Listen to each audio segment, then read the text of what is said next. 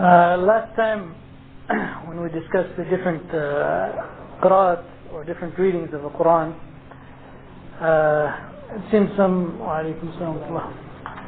brothers were not that familiar with the 7 qira'at. So, to begin, they have a handout here to give you some examples of what the different recitations look like.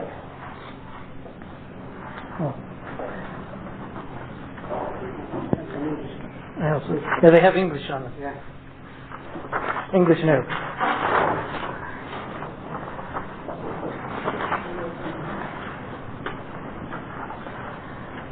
Some people asked me last time after class whether it was, when we're talking about the different qira'at, are we actually talking about, for example, every verse is read differently or such. So, this will give you an example of what the different qira'at look like. And this is of course from the 7, not from the 10, but from the 7 that we discussed last time. Should be 2 sheets of paper.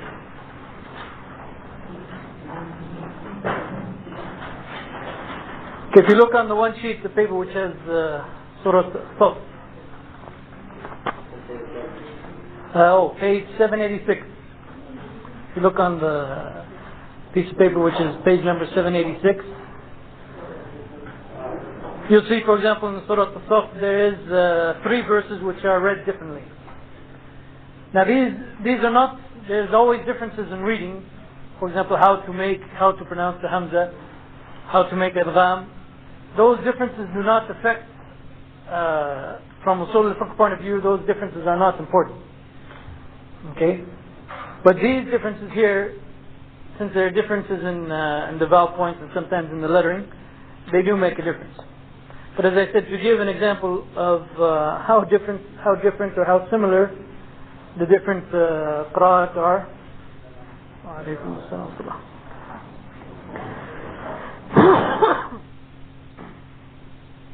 For example, in Surah Al-Jum'ah, you'll see that among the 7 reciters, this book is just concerning the 7 reciters, as I pointed out last time. In Surah Al-Jum'ah, there's no difference in any of the verses and how they recite them. In Surah Al-Saf there's 3, as I mentioned. Surah Al-Munafiqun there's 4 places. On the other page also there's Surah Al-Abasa, which has 3 differences, and Surah Al-Takwir, which has 4 differences. And as I mentioned last time, actually the different qira'at is part of the miraculous nature of the Qur'an.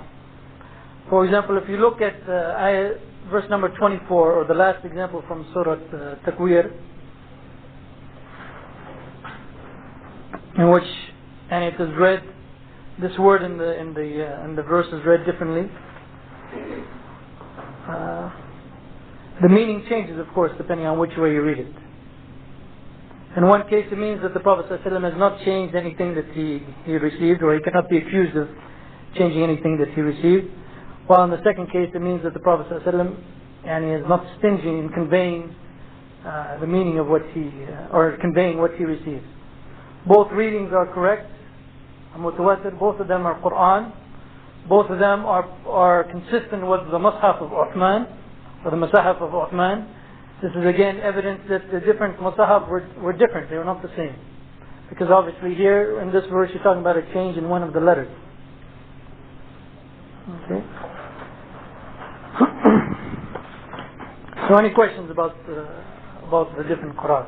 Again, this is based on the 7. And after each verse he mentions who reads it that way. And in the footnotes the author or the editor of the work gives some other relevant information.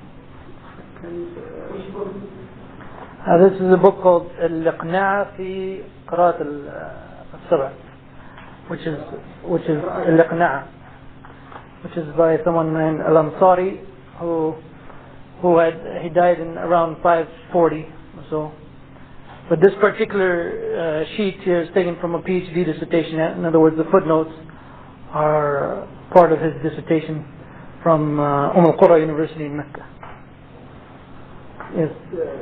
You weren't here last time, so I'm going to judge whether or not I should answer this question. Oh, so allow me to ask. No, you may ask, but I may not answer.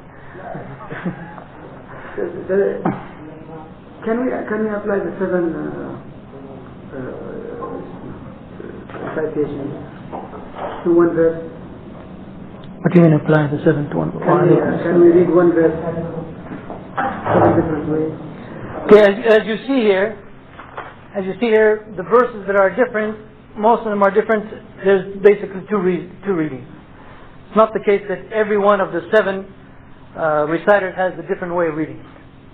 Okay. For example, in Surah Abasa, you see that the 4th verse, all of them read it the same except Asim.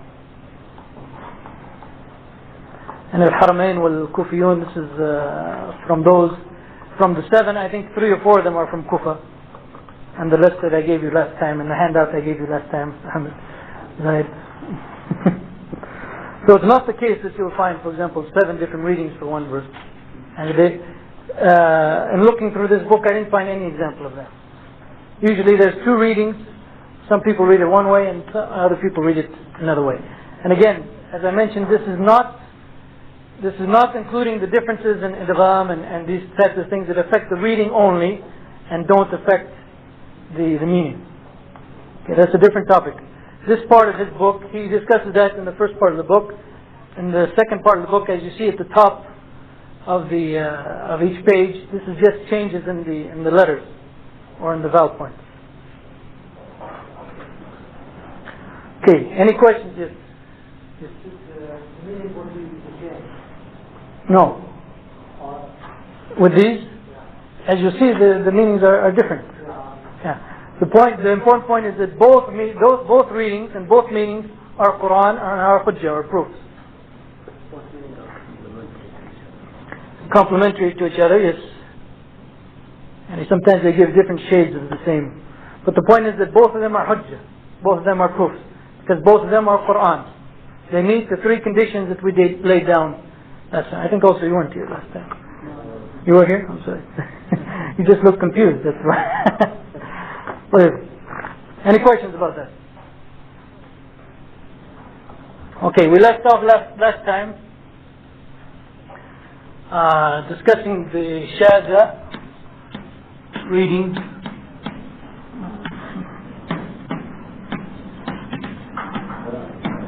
Okay.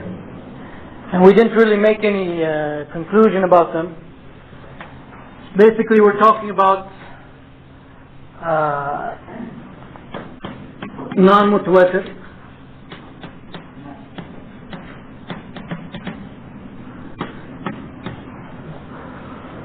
Non-mutawatir, but with the Sahih Isnad.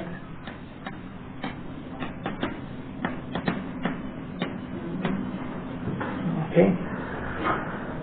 What else? Okay, consistent with the Arabic language.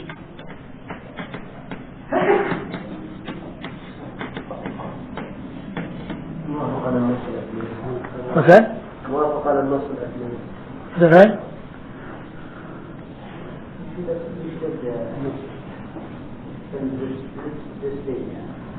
If you'd like to film it, you may film it. Okay, we'll pause. Well, they can still hear. They're not going to miss anything, inshallah. What's the third condition? Third one isn't a condition. When you see it, you'll say this is not actually a condition. Okay? It may or may not be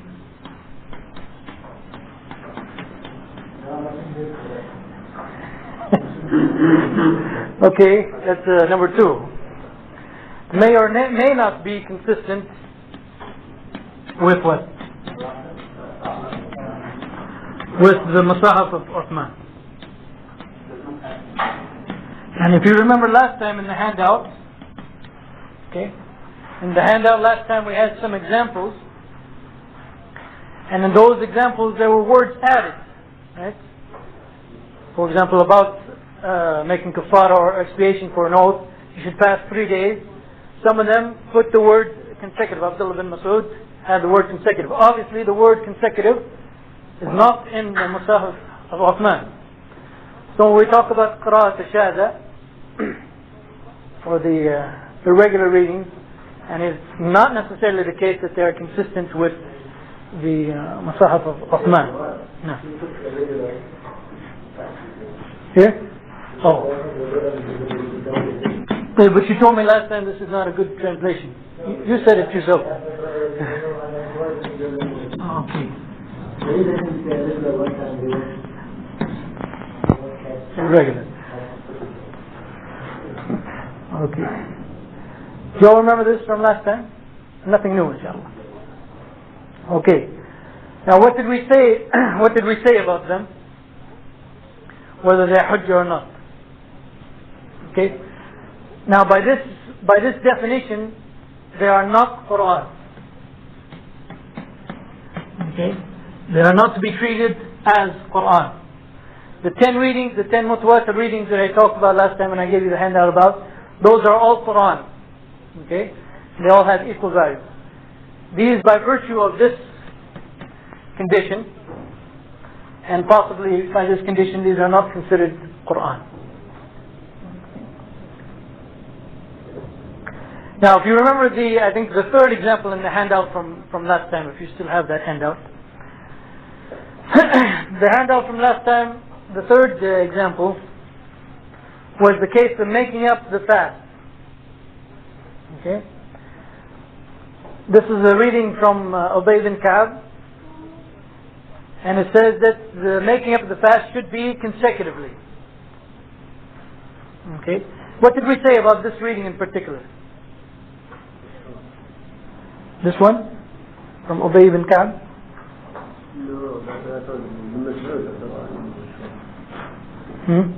What did we say about this reading? That when you, first of all, we said that these brothers don't accept it.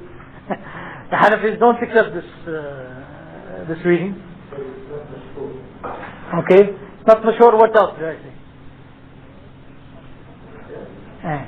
We know specifically about this particular reading that it used to be part of the Qur'an, okay, and then it was no longer part of the Qur'an. Remember I said that Darqutni related or recorded from Aisha that she said that it used to be read this way and then it was no longer read that way.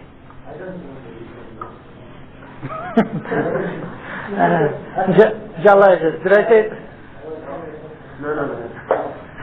Okay. So that points out one problem with these shadh readings, is that if we look at the subject of nasakh or abrogation, and we're going to be discussing this in more detail, the topic as a whole in more detail later. We find that there's three types.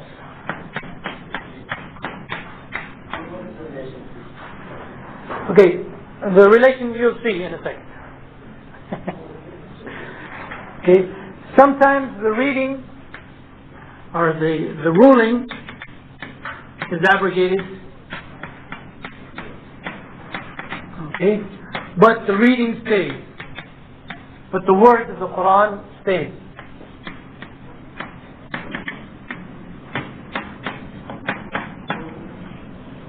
Okay, in other words, the verse is still part of the Qur'an, but the ruling from the verse is no longer to be applied.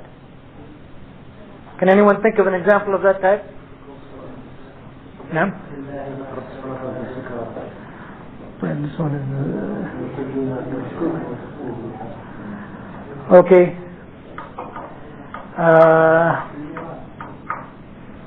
This one is let's try another one. No?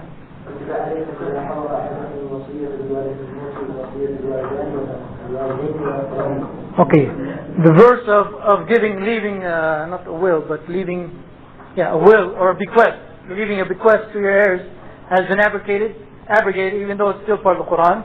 It's been abrogated by what? Yeah, and it's been abrogated by the verse in the Qur'an concerning inheritance in Surah An-Nisa. Yeah?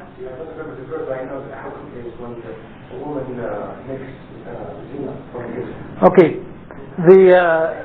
Now, the verse about the women who commit fahisha, that they are supposed to stay at home until Allah subhanahu wa ta'ala, and He revealed something later, and then Allah subhanahu wa ta'ala revealed the ruling of zina, and so that verse was was revealed. But the reading, it still is read, but the ruling only is abrogated. Okay? The opposite of that is the reading is abrogated, but the ruling remains. Naam? Abrogated? What does abrogate in English?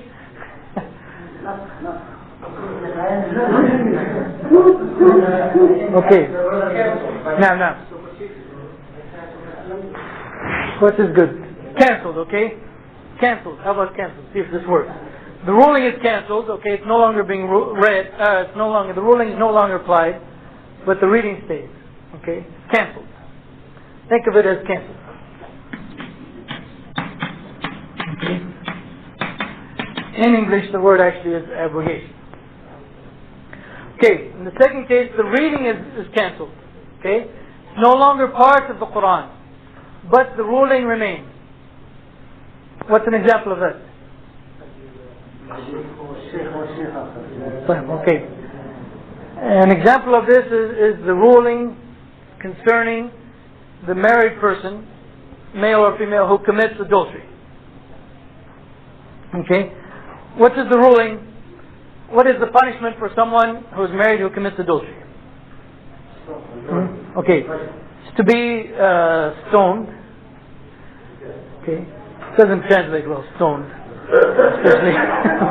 But anyway, stoned to death. I guess that's stoned to death. You have to say the whole phrase, which also could be the other way also. But anyway, now that ruling concerning the married person who commits adultery used to be a verse in the Qur'an, and it's no longer a verse in the Qur'an, but the ruling remains.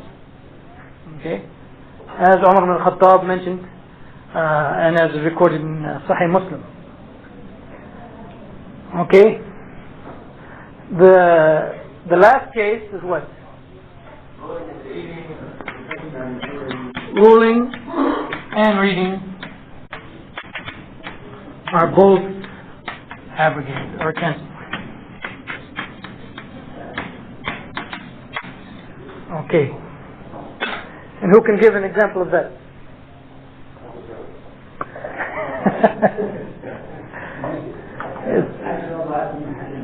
Okay. An example of that, as Aisha reported, is that for the foster mother, or the mother actually of breastfeeding, Rada'ah, it was a verse in the Quran that if the child has 10, called in English, sucklings, or 10 feet 10 times from the mother, then he becomes like a brother or sister to the other people who have also been breastfed from the same woman, and becomes like her son. In other words, if a woman breastfed a boy and also a girl, and the two are actually not related through blood, they cannot get married to each other because they are related through breastfeeding. Okay? Everyone familiar with those laws, that ruling? Okay. It used to be read as 10.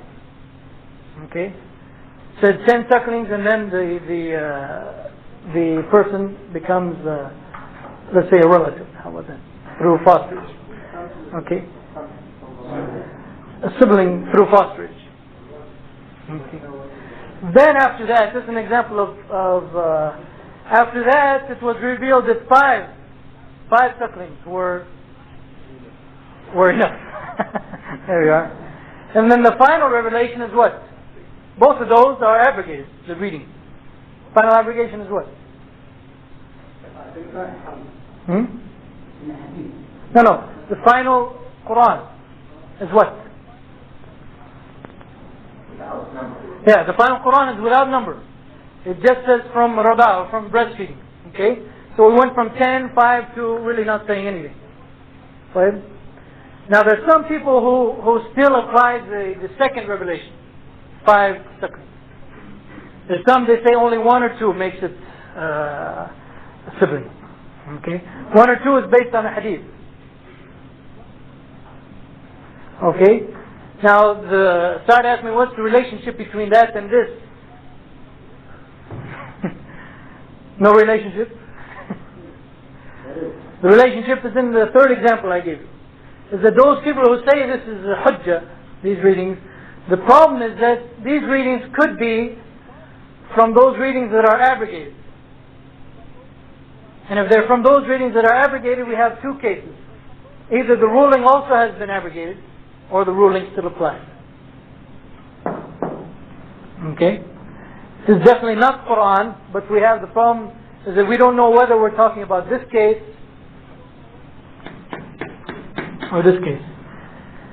And in fact, with respect to these readings, this is my own opinion now, and according to the Hanafis and the others who accept this as hujjah, they are saying that these people who read it this way, like Abdullah bin Mas'ud, must have heard it directly from the Prophet ﷺ. But if they heard it directly from the Prophet ﷺ as part of the Qur'an, okay, and it's not in the Mus'haf of Uthman and it no longer exists today, then it must be the case that its reading is abrogated. Okay, these irregular readings that meet these conditions, if they are truly from the Prophet ﷺ, it must be the case that they are from these abrogated readings. I think you said something confusing. Okay, what was that? You said that the people who do not accept those as readings. No, people who do say it is hujjah, like the Hanafis. No, you just mentioned that the brothers, the Hanafi brothers doesn't accept. Hey, yani in their case, they apply a condition to it. Okay, and we're going to discuss this later. It doesn't really fit in right now, but they treat it as a solitary report. Okay, solitary report or ahad report. Okay, and not mutawatir. So for the Hanafis, and again, this is something we'll discuss later. For the Hanafis, in order for a solitary report to make takhsis or to particularize the Qur'an, it has to be at least mashhur. Okay, so that is built on something else in their theory, and it's still hujjah to them, but it is a solitary report. Okay. Any questions about these? Are these fairly familiar to everyone? Yes. When you say that reading is abrogated, it means that we change a part of verse in the Quran, or like I don't think it is. Yeah. As you know, the Quran was revealed over 23 years. Okay. Over those 23 years, actually, it went through some changes. And some verses that used to be part of the Quran are no longer part of the Quran. So they took out from the Quran. Yes. When the Prophet ﷺ read the Quran to Jibreel during the month of Ramadan in the last year of his life, when Zayd was present, and he did not include those verses. And when he used to read the Quran in the prayer, he also did not include those verses. Okay, so those verses used to exist, but they are no longer now part of the Quran. Is there a hikmah or wisdom behind that? I assume so. I'm not curious about it. I'm curious about why the word obligate. Okay, off the top of my head, I cannot think of any right now. But I will do some research, inshallah, and see what they have to say. Okay, now given all of this, what we're trying to figure out now, what our goal is, in case you might have gotten confused along the way, our goal is to determine whether we should consider irregular readings hujjah or not. Should we consider it part of the Sharia or not? This is our goal. Okay. In order to get to that goal, we have to discuss what are some of the problems with these readings. Okay. So as I said, one of the problems with these readings is that it could have been a reading which is abrogated, but just because it's abrogated, we still have to determine whether or not the ruling remains or the ruling also has been abrogated. Okay. So let's just summarize what we can say about the Shadh readings. Okay. First of all, this is again the definition of what we're talking about. It meets these conditions. Okay, let me continue over here.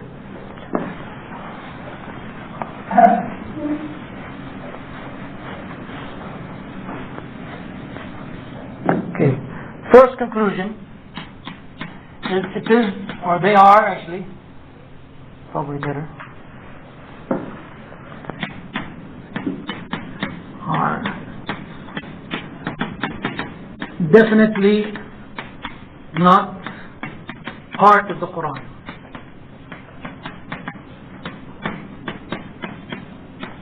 Okay, they are definitely not part of the Qur'an. So this means if we want to list, for example, making our own madhab here, making our own usul fiqh, if we wanted to list our sources, we have Qur'an and Sunnah, Ijma' and Qiyas. We'll be adding to these, okay? The first one is that we know for sure this is something that is below this level. Okay? Does not have the same status as the Qur'an.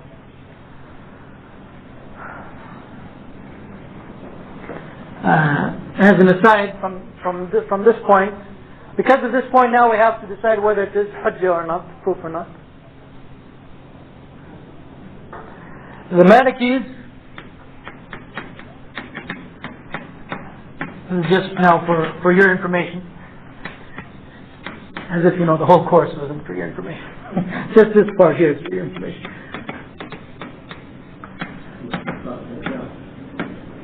Yeah? Okay. Maliki, Shafis, and one report from Ahmed say what?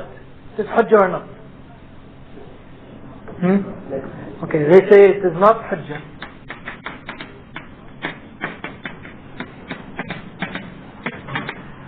Okay. And yes, of course. To satisfy the Hanbalis, we're going into a little bit more detail with respect to the Hanbalis here. And the Hanafis, Naam, hujjah is proof. It is not a proof in Islamic law. Okay, the Hanafis, Ibn Qudama, Ibn Muflih, and according to yes, and according to Abdullah Turki, the strongest opinion among the Hanafis is that it is the hujjah. I'm sorry, among the Hanbalis. It is a hujjah or proof of Islamic law. Naam. Ibn Qudama, Ibn Muflih are Hanbali. And Abdullah Turki concludes,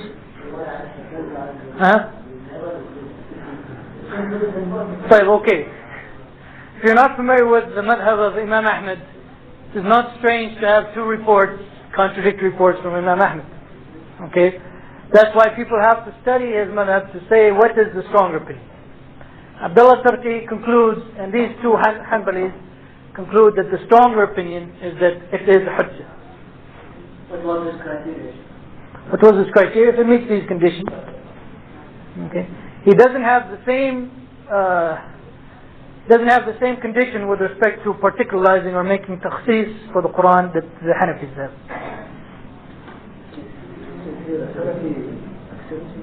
Yes, it is a hujjah.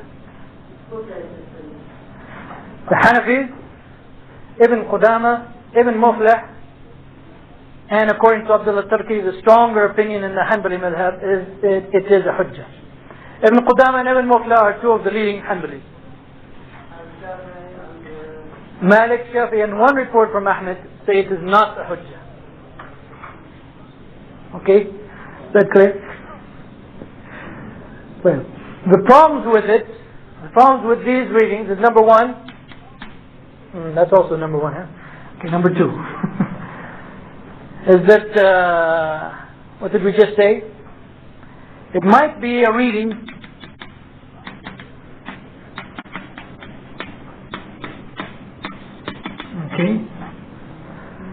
whose ruling and reciting has been abrogated or cancelled.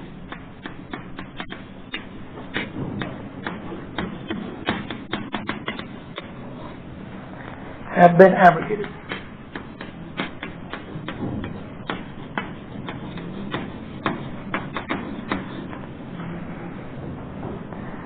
Okay? If this is the case, should they be hujjah or not? Should they be a proof or not? Okay. If this is the case, then they are not a proof. Okay? 3, it might be the case, I'm not going to rewrite everything, but it might be a case where the reading has been abrogated. What is this? Okay, that's okay. Might be a case where the reading has been abrogated, but the ruling exists. Ruling still exists. In this case, should it be hujjah? Okay. The problem with this is that, or the problem with both of these, is you need external evidence. Okay? You need external evidence to say which is correct. In other words, for example, you need a hadith from the Prophet ﷺ that showed that at the end of his life he still applied this rule. Or you need a statement from some of the Sahaba who said that this ruling is still to be applied. So what this means is that these irregular readings are not independent sources.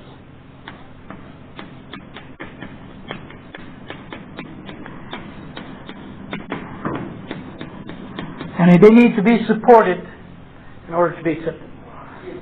Yes? Seems to me number 3 is the same as what unless you say number 3 is part of the Quran. No, I'm talking, number 2 is, I just was too lazy to rewrite all of number 3. What I'm saying is the reciting has been abrogated, but the ruling still exists. In this case, it should be hujjah. By definition, the ruling still exists. This is actually a trick question. There is some overlapping. The first one, they are not definitely not part of the Quran. Quran, yani now. They are not part of the Quran now. You mean the reading is abrogated? Hey. Only. Well, if the reading is abrogated, then obviously the ruling is not part of the Quran. So that's why I'm saying there is an overlap. There is some overlap between number 2 and 3 and number... No, this is saying the reading has been abrogated, the reading has been abrogated, the reading has been abrogated. Right? But here we're saying, and in the first case, now we're going to get to number... Actually, these are really explanations of number 1. Okay? In the fourth case, and this is the biggest problem. Okay? The biggest problem with these is that the source may not be the Prophet at all.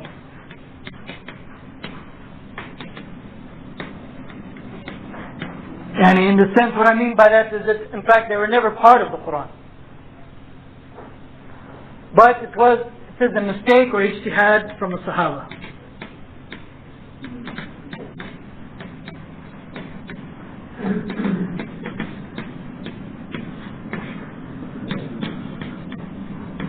From a Sahabi or someone who came after him even, or one of his students.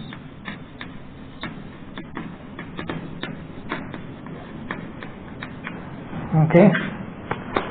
What I mean by that, for example, is that it could have been the case that a Sahabi read it while he was reading the Quran or while teaching the Quran.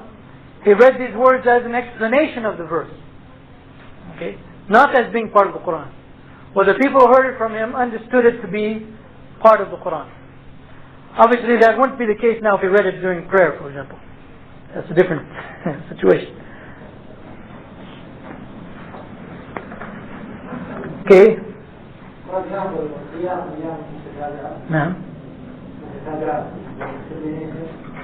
no. And in that particular example, it is a reading whose, according to Aisha, it is a reading whose ruling and reciting have both been abrogated. Okay, Aisha clearly said that this used to be part of the Quran, and then it was dropped, and it's no longer obligatory to make it up consecutively. Okay, so that's an example of this. And that's part of the problem. But that reading is not irregular. Yes, it is irregular. It has an extra word in there, consecutive. And the Quran just says you have to make the days up. But the other you get not Hey. No, yeah, it was in brackets. And brackets means it's irregular. Right, so this is what's going on now with respect to shad the reading. those who conclude that it must be from the Prophet ﷺ and it must be a reading, they are the ones who say it is a hujjah. Okay. Those who conclude like Imam Shafi'i that there's too many problems with it, okay, then they do not consider it a hujjah. Now there's one more thing working here, and that is that the Hanafis, they accept, and also the Hanbalis. The Hanafis accept the statements of the Sahaba as a proof. In fact, for example, the Hanbalis, for example, would put statements of the Sahaba here.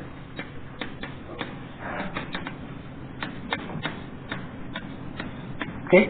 Even before Qiyas. And in fact, this is where the whole thing revolves around. If you accept the statements of the Sahaba as a proof, then these are no problem. All three of these are no problem, because you're taking it from the Sahaba. It is either his ijtihad or he got it from the Prophet. So in either case, to them it doesn't matter. So those people who accept the statements of the Sahaba, they will accept these irregular recitals. Those who reject the statements of the Sahaba as a proof, in particular Imam Shafi'i, they will reject these readings, because to them it is basically ijtihad from the Sahaba.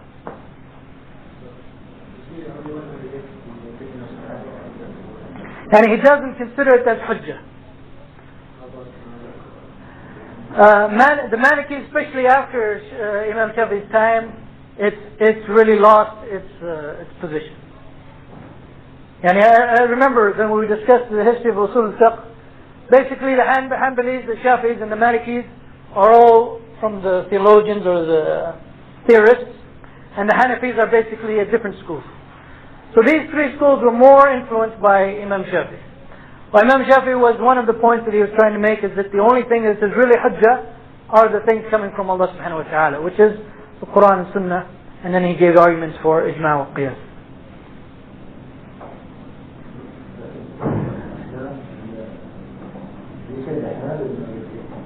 Okay, the Hanbalis, on this point, they didn't follow Imam Shafi'i.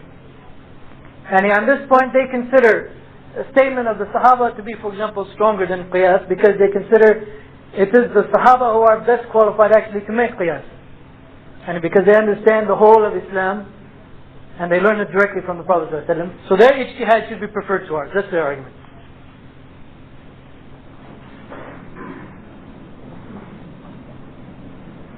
So, is it hujjah or not? Yeah, in our madhab here that we're going to make, is it hujjah or not? Proof, an authority. No, the shadh, the reading. Should we consider it as hujjah or not? Okay, it could be considered a type of hujjah, because there is some possibility for it to come from the Prophet ﷺ. But if we're going to put it in order, also it would come, and it's not equivalent to the Qur'an, it cannot be considered equivalent to confirmed Sunnah or confirmed statements of the Prophet ﷺ. It cannot be considered as definitive as ijma'. So if we're going to put it anywhere, we would put it around here, which is basically where the Hanbalis and the Hanafis put it. Okay. Because if it is, for example, ijtihad of the Sahaba, well, and the ijtihad of the Sahaba is probably better than our own ijtihad or qiyas. So therefore we could put it before us, or before our qiyas. When do they this question now? You weren't here last time. This question I refuse to answer. So I have any questions about that? Huh? Which one? By which ulama? The recent ones? I don't know, some of the recent don't even discuss it. For example, I think Khalaf, if anyone read the text, Mustar, did you read it? Khalaf doesn't discuss this, does he? Abu Zahra, I think he just gave it a page or so, and basically all they do is give these opinions, and that's it. So with respect to qira'ah, we have three types. We have qira'ah which meet the three conditions that we put down last time, and there are 10 of them. And they are all hujjah. And then we have qira'ah which are shadha, which meet these three conditions. Okay? And they might be considered a weak type of hujjah. In other words, low, and as I said, as the course goes along, we'll be adding more to these. And then there's one more, which is the rejected type of qira'ah, which we don't really need to discuss.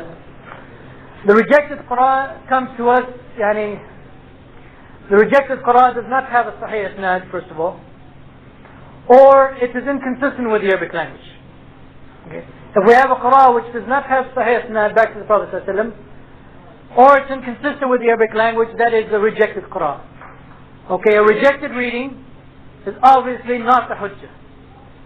Okay, we don't consider it at all.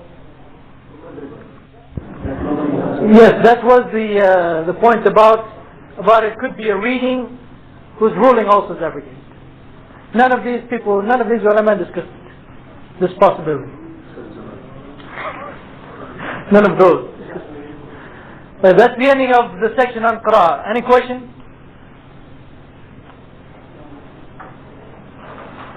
Any questions before we move on to another topic? I don't know what topic we're going to be moving on to. Obviously now that if this reading clearly contradicts either the Qur'an or Sunnah or Ijma', and if these irregular readings contradict something stronger than it, then this is what we're saying here, that it will not be applied and the stronger ruling will be applied. That's clear.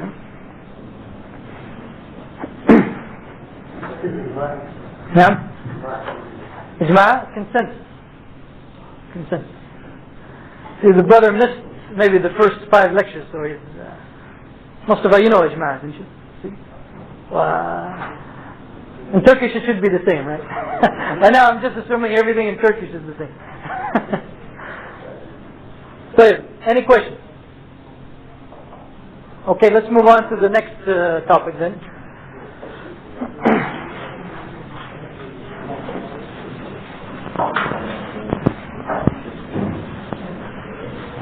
MashaAllah.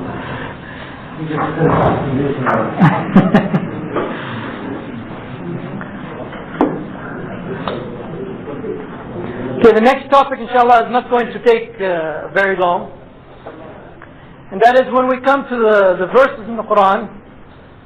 The Quranic verses can be divided into 2 categories. And they are related then to usul fiqh.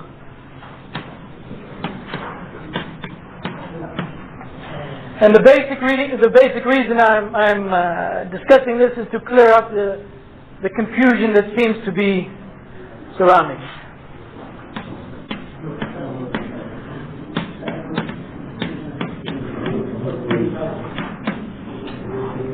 متشابه. Don't need the H on the end. متشابه. Pardon me? Okay. The purist there needs the H on the end. متشابه. What do you think? Okay. From now on, we have to change everything. Abu Hanifa, we have to change him to an H on the end. طيب. Let's get an English meaning for these words before Saeed gets mad at me. Mahkam means what?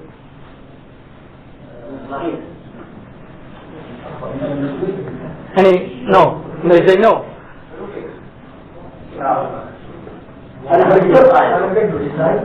Non-ambiguous. Okay, that's good. Or another word which is maybe unequivocal. Meaning what? Now we have to define the terms that we defined in it. Meaning is clear, as Baman said at the beginning. Its meaning is clear.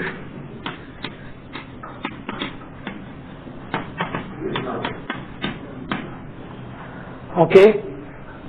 Mutashabih, how do we translate that? No? Ambiguous, okay.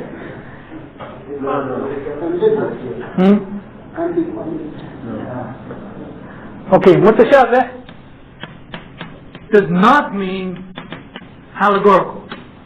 Does not mean allegorical. What's allegorical in Arabic, Abu Sa'ud?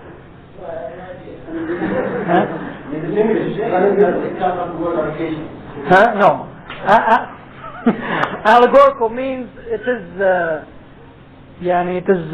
words are, for example, part of the misal. They are majaz. They don't mean the actual meaning. Okay. Some translators of the Quran, they translate this as allegorical. This is not the meaning. Allegorical means you should make ta'wil for it. Okay. This is not. This is not. No. More than majaz, because they're talking about the whole thing, the whole statement. For example, Yad Allah, they would say this is not meaning the hand of Allah. This is an allegorical statement and meaning something else. So this means ambiguous. How about that? Okay. Similar to mushtarak, possibly, and its meaning is not directly clear. Equivalent. Its meaning is not directly clear. Okay. Now, Allah subhanahu wa ta'ala describes the entire Qur'an as being muhkam. Yes, I'm sorry. هذا الستارة محكم المتشابه versus محكم المتشابه verses of the Quran. Basically, the only reason that I'm going over this is to clear up a confusion that is related to this. Okay. Allah subhanahu wa ta'ala describes the entire Quran as being muhkam. What's the verse? Now? Louder, so everyone can hear.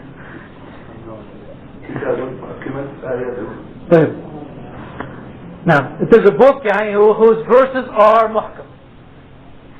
Also, Allah subhanahu wa ta'ala describes the entire Quran as mutashabih.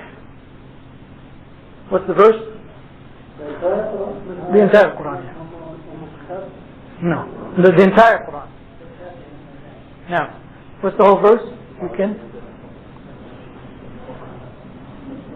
There's one word that I have trouble pronouncing, so that's why I'm not.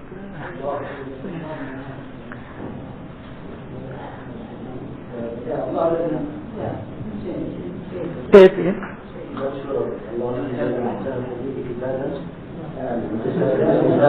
No.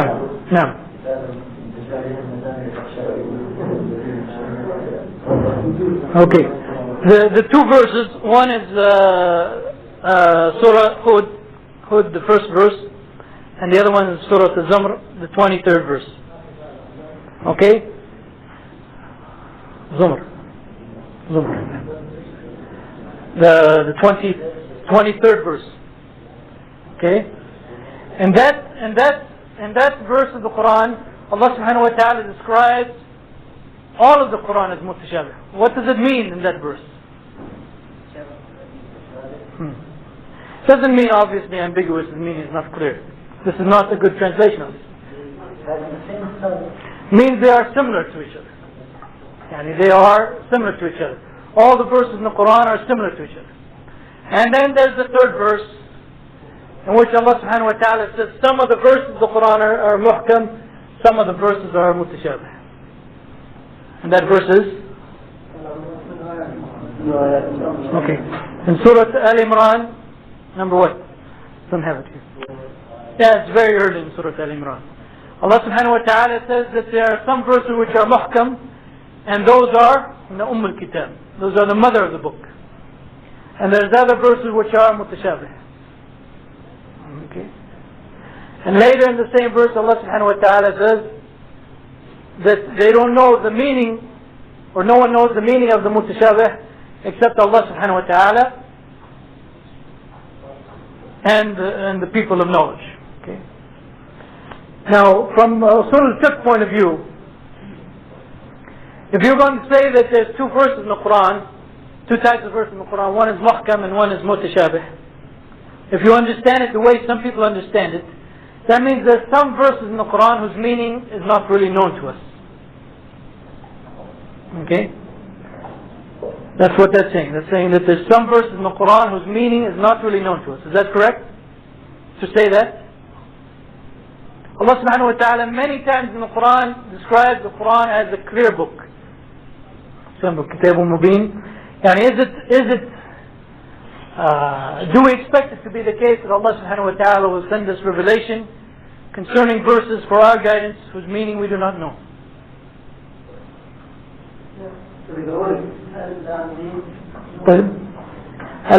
Okay, Alif Lam Mim, it seems from the time of the Prophet ﷺ, at his time, the purpose of those words were clear. Because Alif Lam Mim and these were things even from the time of Jahiliyyah. They used to begin some poetry with taking letters out to bring the people's attention to what is coming after. Yeah, right. Mustawad knows how much I love poetry in this. Huh? But it is clear. And people try to argue about it, but it is clear. That's why there was no real debate about these until later times. You mean they couldn't have any meaning? And the meaning isn't clear to us. But it could have a meaning. Yeah. What? I'm just saying, and is it the case that Allah subhanahu wa ta'ala is revealing verses whose meanings we don't know? From Usul's Fiqh point of view, what we're saying, if you say that, I don't say that, you said that. I'm attributing that statement to you, whether you said it or not. What you're saying from Usul's Fiqh point of view is the Qur'an is the first source of law, but at the same time there's verses in the Qur'an that we don't know the meaning of. Okay, it depends. When you read وَمَا يَعْلَمُ تَأْوِيلَهُ إِلَّا اللَّهِ, yani if you stop there, some people do, they say that ta'wil is only known to Allah. And that is correct.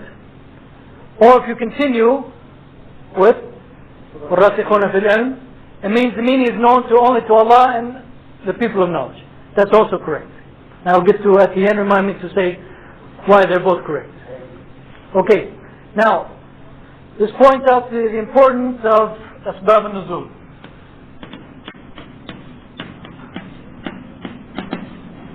Okay. If you know the Asbab al-Nuzul, or the reason or the event behind the revelation of this verse, that's a good translation. I like that translation. The event behind the revelation of this verse. What was the event behind the revelation of this verse in Surah Al-Imran?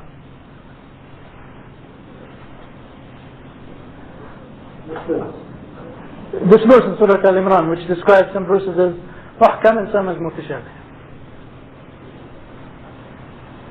What was the event behind it? Asbab al-Nuzul. Yeah? Okay. The Christians from Najran, when they came to the Prophet ﷺ, they debated with the Prophet ﷺ about Trinity. Trinity. Tafleed. Okay. And they said that there's proof in the Qur'an for Trinity. What was their proof? This is that guy who debated Jamal Badawi. He brought this. What's the proof in the Qur'an for Trinity? Yes, that's what they're saying. And this verse was revealed. Oh, many. Alif. Many, they say many. When Allah subhanahu wa ta'ala describes or calls or uses, let's say, the word inna, referring to Allah subhanahu wa ta'ala. Okay? Inna means we, or us. No, we. Means we, okay? Or nahnu. Okay? They took this verse, whose meaning is not directly clear, because Allah subhanahu wa ta'ala is saying inna for himself. Now as a footnote here, Ibn Taymiyyah said in his Tafsir al-Kabir, he said that Allah subhanahu wa ta'ala only uses inna or the plural when the action describes something that Allah subhanahu wa ta'ala and the angels do. But if it's something just for Allah subhanahu wa ta'ala, for example, having fear of Allah subhanahu wa ta'ala, then Allah subhanahu wa ta'ala never uses the plural. Okay? That's the footnote. But the point is that they were using this word, inna, which you could say is, and it is referring to Allah subhanahu wa ta'ala. What does it mean? But the Qur'an is telling us that these verses are explained by these verses. Hunna al-Kitab. And these verses are being explained by these verses.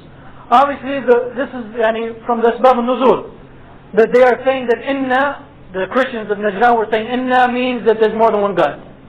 But if you take these verses that say Inna, which have some, you could say there's a door open for these strange interpretations, and interpret them. Interpret Inna, for example, with respect to Qul huwa Allahu ahad, Allahu samad, lam yalid wa lam yulad wa lam yakun lahu kufuwan ahad.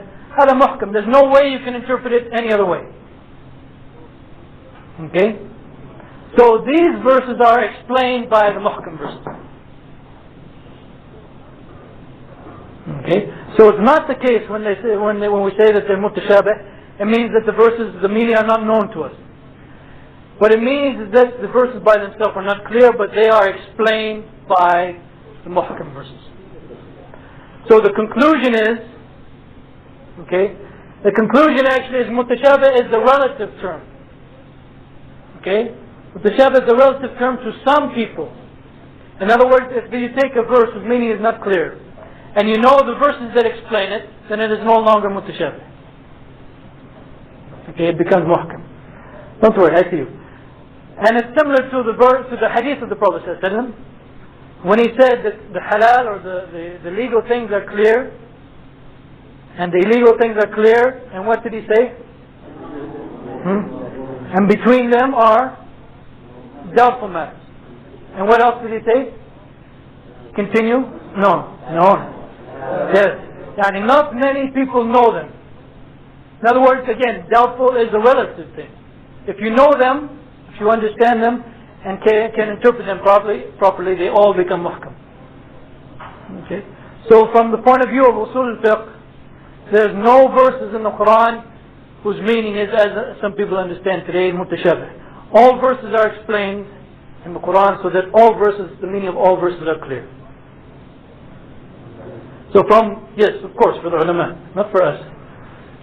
We didn't even know the asbab al-nuzul for this verse. How can we know? Right? Khalid.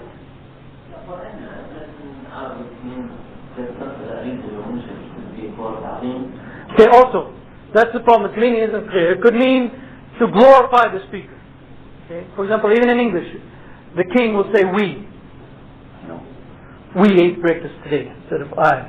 Okay, or so it could mean plural or it could mean singular with ta'zim or glorification. So that's the problem with it.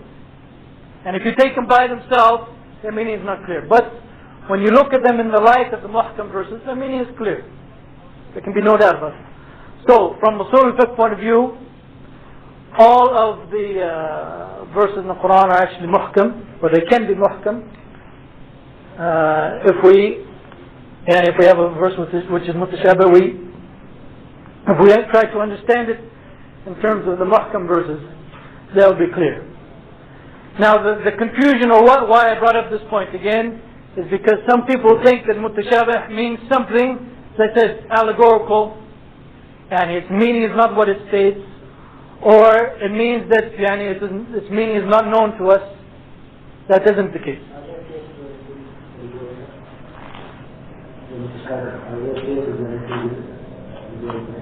And not that.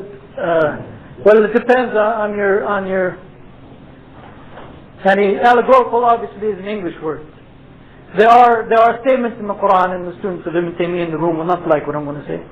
There are statements in the Quran which are majaz, but their meaning is clear in the Arabic language. The students of Ibn Taymiyyah in this room will not like that. Okay, for example, Allah subhanahu wa ta'ala in one verse says, go and ask the town. Okay? Obviously, the meaning is not go and ask the town, but the meaning is go and ask the people of the town. Okay? These type of majaz are clear in the Arabic language. Their meaning is clear. So they're not really something like this. So you're saying that the conclusion is that all ayahs in the Quran are yes. There's no Quran from the for راسخون في العلم, there's no such thing as mutashabih. they know the ta'wil. Okay? So as I said earlier, there's two ways to read the verse. One, you say that the meaning of it is only known to Allah subhanahu wa ta'ala, and the other one is the meaning of it is known to Allah subhanahu wa ta'ala and the people of ilm. That's the one that we explain here.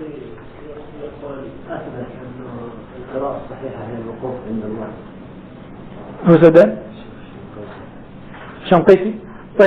The other meaning is, when you say that the ta'wil is only known to Allah subhanahu wa ta'ala, this is also correct. Because what you mean by ta'wil in that case? The actual fulfillment of the verse. Okay? For example, when Allah subhanahu wa ta'ala talks about what happens on the Day of Judgment, what happens in Jannah, we cannot say what is the actual fulfillment of that verse.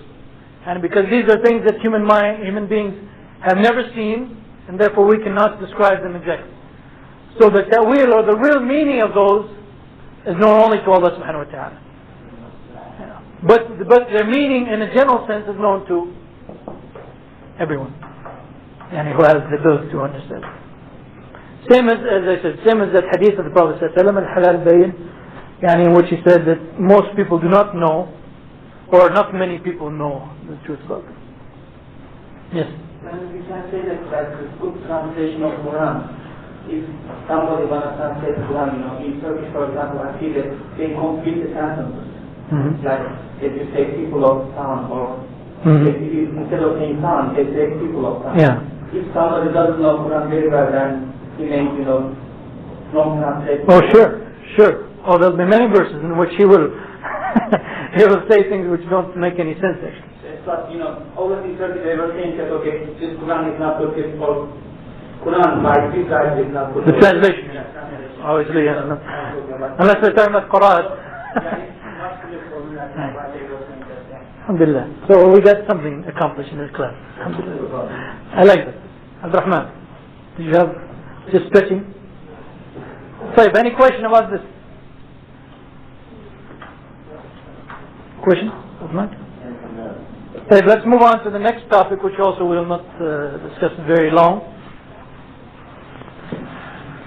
I hope, inshallah, you all understand why I discussed that point. Okay? Because its meaning and it is not clear to many people, including some of the modern writers who write on usul al-fiqh.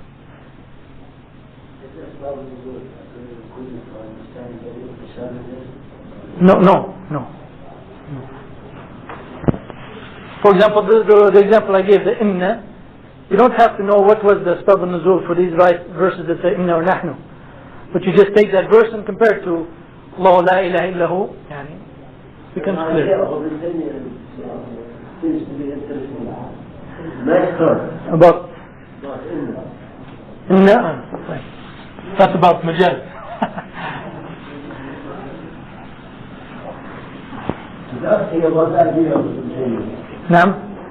The idea of Ibn Taymiyyah that when Allah subhanahu wa ta'ala uses inna, talking about things that he and the angels do, not just him himself. The angel has something to put in. Well, he has. Anyway, let's not get into philosophical. Now, also this is something discussed in the books of fiqh. Inshallah, it won't take us a long time to cover it. Generality. This time we're going to go from English and see if we can get the corresponding Arabic word.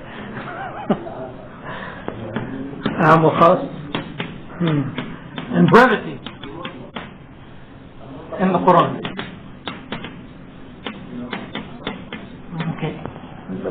Okay, عام وخاص ومطلق ومقيد. I told you we're going to discuss those things after the Sunnah. Okay, what do we mean by this?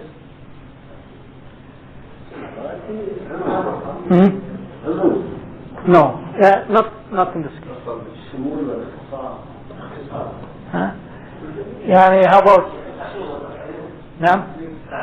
This is okay. Generality is like ijmaliyah. And this one, brevity, tafsiliyah. Okay. ijmaliyah wa tafsiliyah. Brevity in stating the law to the point. Maybe that's not a good. But generality and brevity, is that clear for the other brothers? Okay, most of the rulings in the Qur'an, are of this nature. Okay, but the important thing is that the Qur'an supplies evidence for almost every topic, in fiqh. As Ibn Hazm said, every single chapter of fiqh finds its origin in the Qur'an, which is then explained and elaborated by the Sunnah. Okay, every chapter of fiqh has its origin in the Qur'an, in one way or another. Well, as I mentioned before, as Shatibi said, that if any scholar, or every scholar who has resorted to the Qur'an in search of a solution to a problem, has found in the Qur'an a principle that has provided him with some guidance on the subject. Okay, if you remember Uthman's question a few days ago, and as I said, if you're a good faqih, if you go to the Qur'an, you'll find some guidance for every topic. And we mentioned one, for example, Surah An-Nisa. We gave an example of the verse that says, يا أيها الذين آمنوا أطيعوا الله وأطيعوا الرسول وأولي الأمر منكم. We gave an example of this verse that says, "Oh, you who believe, obey Allah and the Messenger and those in authority among you. And if you differ in any matter, refer to the Quran, refer to Allah and His Messenger." And we said that this one verse, pretty much covers the four basic evidences of usul al-fiqh. That's why some scholars say that usul al-fiqh is basically a commentary on that verse. Okay? So, in general, Allah subhanahu wa ta'ala in the Quran lays down some specific laws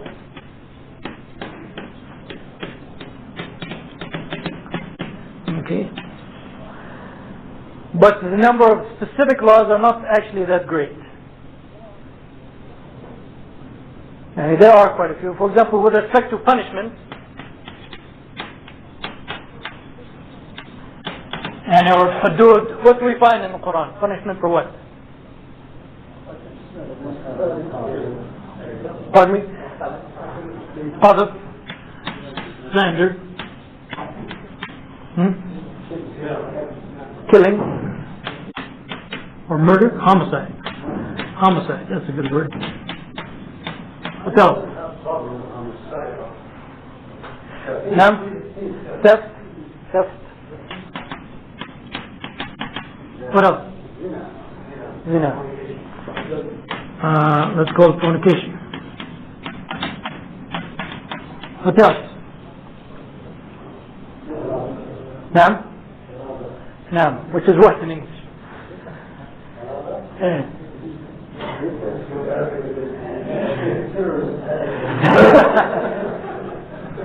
Okay, the actual translation of it. This is a little bit old English. Highway robbery. Okay, that's a little bit old English, but that's what it is. And people hanging out on the roads waiting for people to pass by, and they attack.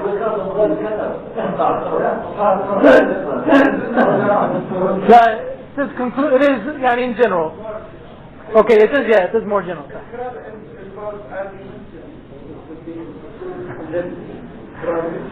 Okay, those are the only punishments.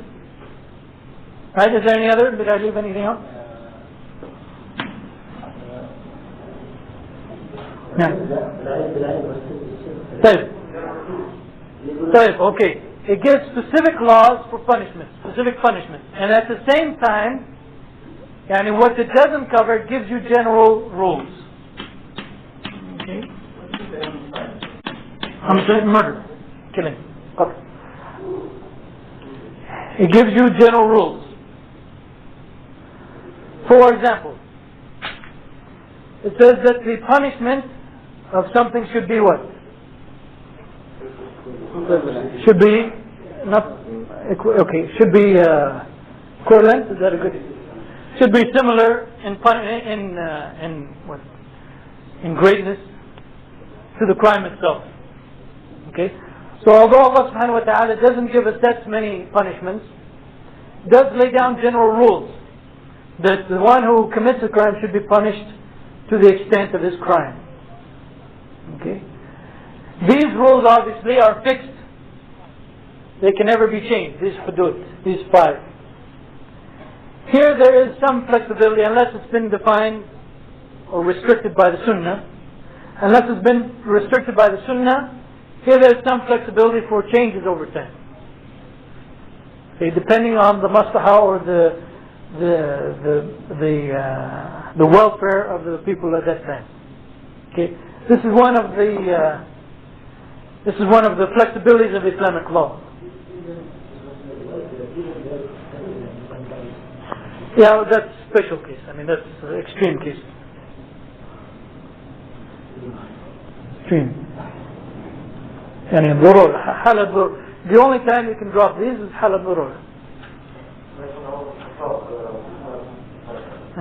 Actually, it is a matter of tatbiq or applying a law. Okay. What Umar ibn Khattab said or what he did is not that the law is not to be applied at that time. What he's saying is that there are certain conditions that should be met first. What about it? Yeah, in the case of killing, there's no, you cannot argue by darura to kill someone else. And because if someone threatens my life and tells me if I don't kill Ahmed, he's going to kill me, okay, I don't have the right to kill him. Because our lives are equal. I cannot say my life is more important than Ahmed. Okay, so in that case you cannot use darura or necessity in the case of homicide. Something else. Hey, you mean as a hey? Sorry, I didn't understand what you were saying. I'm sorry.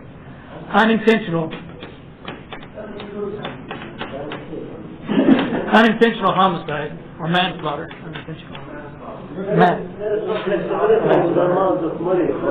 Hey, but I need a hudud basically. What you're complaining about what I said about homicide?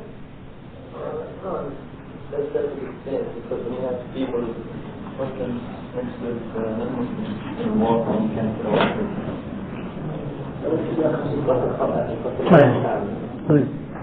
Okay. Yes. What's the punishment for alcohol in the Qur'an? Weren't you here before? We went over that example. Okay, so the Qur'an, yani the way the Qur'an applies laws is twofold. One is specific laws, and the second one is general rules. The specific laws in general are fixed, they're to be applied. The general rules are what we use to apply in cases not specifically covered by the Qur'an or Sunnah. Okay.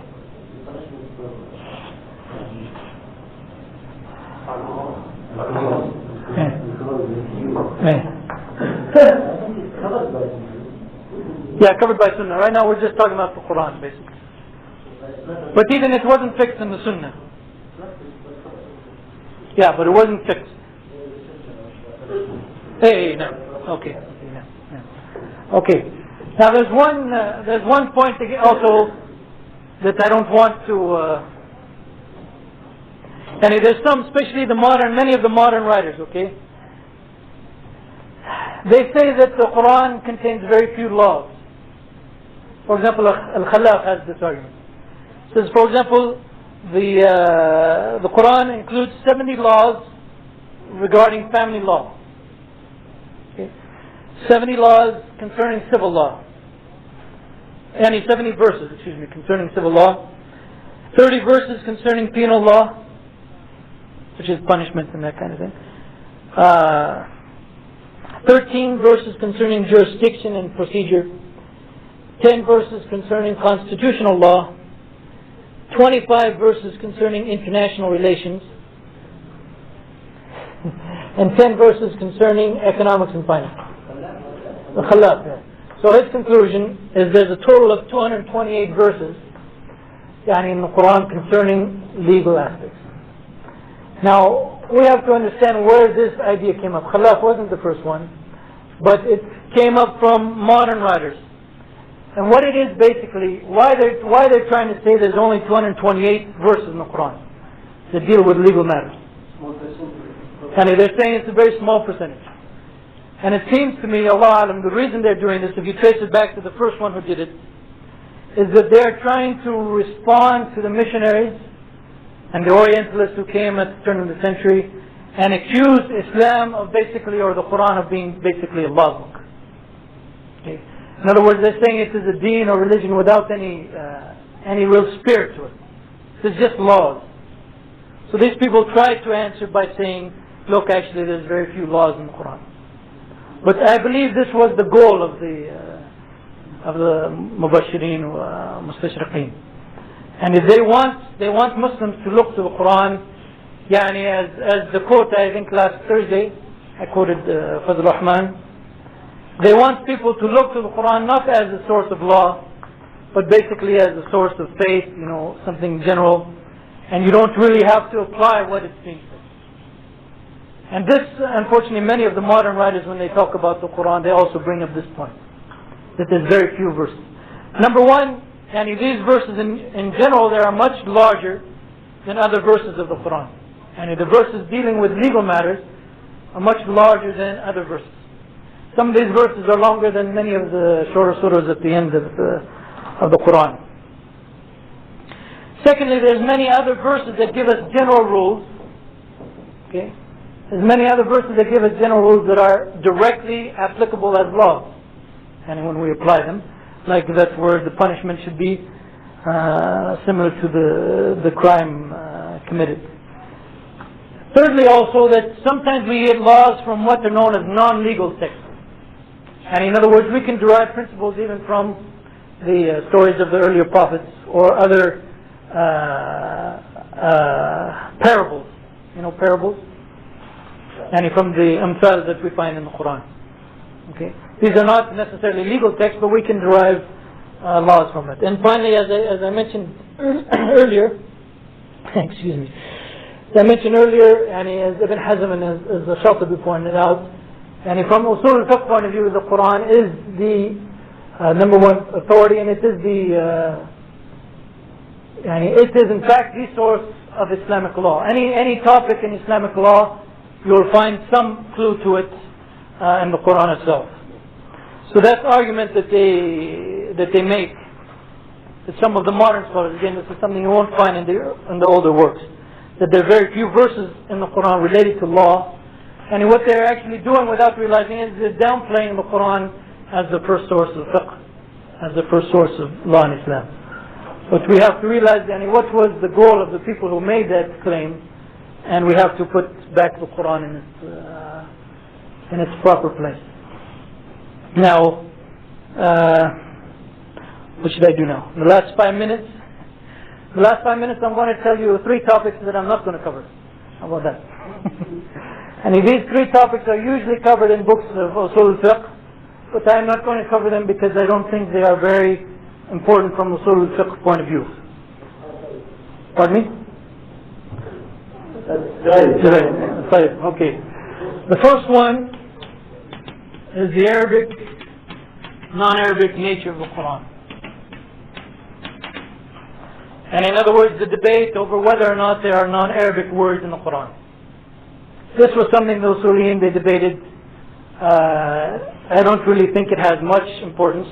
And there are words in the Qur'an that have non-Arabic origin, but they were part of the Arabic language by the time the Prophet ﷺ received his first revelation. Second, is Bismillah ar-Rahman ar-Rahim part of the Qur'an or not?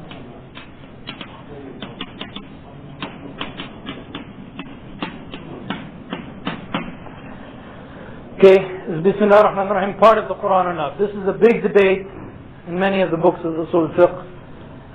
Its importance is not that great, except from a theoretical point of view, because as I alluded to just last time, when they wrote the Mus'haf, the different Mazhab of Uthman, they were very careful not to include anything that doesn't belong in the Qur'an.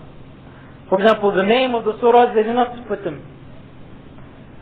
Even vowel points or other things, as I said, some of the dots were available at that time, but they did not include. They are very careful not to include anything that doesn't belong to the Quran. But at the beginning of every surah, they included Bismillah ar-Rahman ar-Rahim, which gives a clue or gives a sign that in fact it is part of every surah. But some people say no. And the third topic, which we're not going to cover, which is covered in this last one is covered in the modern books of Usul al-Fiqh, and that is the Ijaz of the Quran, or the miraculous nature of the Quran.